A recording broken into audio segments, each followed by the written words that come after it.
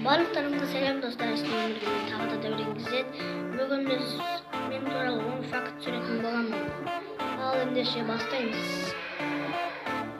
Мен бірінші факт, мен шетпе ауылында тұрамын.